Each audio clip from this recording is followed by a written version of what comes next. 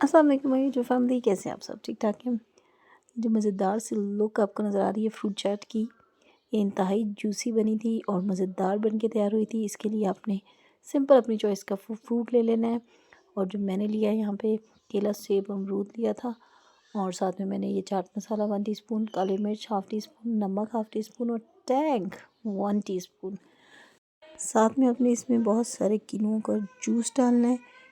1 से 1.5 चम्मच चीनी का डाल दें और इस जूस को ना आपने, यानी कि जो ऑरेंज जूस है ना, इसको अपने बिल्कुल इसके बीज निकाल के, तो फिर इसको हाथों से ही आप इस तरह उंगलियां रखेंगे ना, तो इसमें हाथ में आ जाएंगे बीज। और बहुत अच्छे से ड्रेन करके इसका सारा जूस डाल देंगे। इंतहाई मज़ेदार तैयार होती है फ्रूट चाट, तो सबकी फेवरेट होती है। लेकिन ये है कि ऑरेंज जूस अगर डला हो ना, तो फ्रूट चाट ना अलग ही लेवल पे चली जाती है। एनीवेज जी, समझ आ गई होगी आपको इसकी रेसिपी, और बहुत ही मज़ेदार बन के तैयार होती है। आप लोग भी इन रोज़ों में ज़रूर ट्राई कीजिएगा। ये तरीका आपको कैसा लगा मुझे ज़रूर बताइएगा। मैं क्रीम चाट की लवर नहीं हूँ, तो मैंने क्रीम चाट आपसे शेयर भी नहीं की। हमारे घर यही बनती है, तो मैंने कहा ये वाली मज़ेदार जो हम लोगों को लगती है, तो मैं आपसे वही रेसिपी शेयर कर रही हूँ। क्रीम चाट भी अक्सर लोग बहुत शौक़ से खाते हैं, मैं उनको डिनाई नहीं करी। ये देखें जी, ये मेरी मज़ेदार सी चाट की लुक, और खाने में भी इंतहाई मज़े की और देखने में तो वैसे ही लाजवाब है। फिर भी साथ में मैंने विंग्स बनाए थे, चिकन विंग्स मेरे पास पड़े थे। मैंने इसमें अदरक लहसुन का पेस्ट डाल दिया।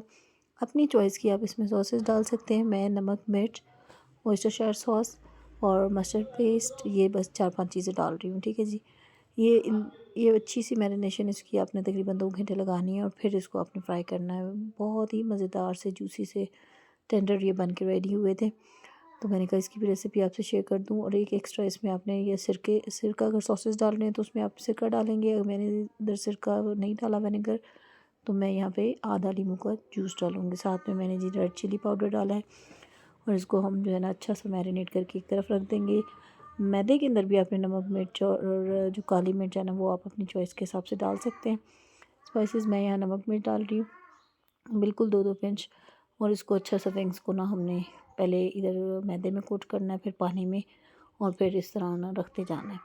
लेकिन ये है कि अगर आप लोग, मैं ज़रा जल्दी में भी थी और मैं ना इसको दबा दबा के कर रही थी, क्योंकि इसमें ना अच्छी खासी मैरिनेशन में सॉस और लेमन जूस था, तो फिर मैंने इसको ना बार बार पानी में नहीं किया, और मुझे थोड़ी जल्दी भी थी। इस तरह भी बेहतरीन से KFC स्टाइल विंग्स जो है ना वो रेडी हो जाते हैं। अब बस आपने ये ध्यान रखना है कि आपने जो कोटिंग करनी है ना, उसको आपने आपके हाथों के दरमियान में और चिकन के दरमियान में अच्छा खासा मैदा होना चाहिए, ठीक है।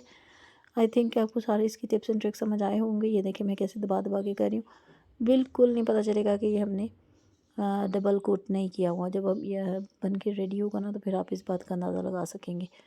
रेसिपी अच्छी लगी है तो, पसंद आए तो प्लीज़ कुक एंड सतफ स्टाइल को ज़रूर सब्सक्राइब करके जाइएगा। और इस वीडियो को भी ज़रूर लाइक कीजिएगा, अपनों से शेयर कीजिएगा, क्योंकि मज़ेदार जो है ना खाने जाने अपने से शेयर करके खाने चाहिए और बनाने चाहिए। मैं अब ये बना रही थी तो बहुत ज़बरदस्ती खुशबू आ रही थी घर में, तो मेरे तो बच्चे एक्साइटेड हो जाते हैं, आके पूछते हैं मम्मा क्या बना रही हैं आज। हालांकि वो इतने फूडी नहीं है, लेकिन जो थोड़ा बहुत जो खाते हैं ना, वो अपनी चॉइस का, और मैं कोशिश करती हूँ कि उनकी चॉइस की चीज़ें बनाऊँ।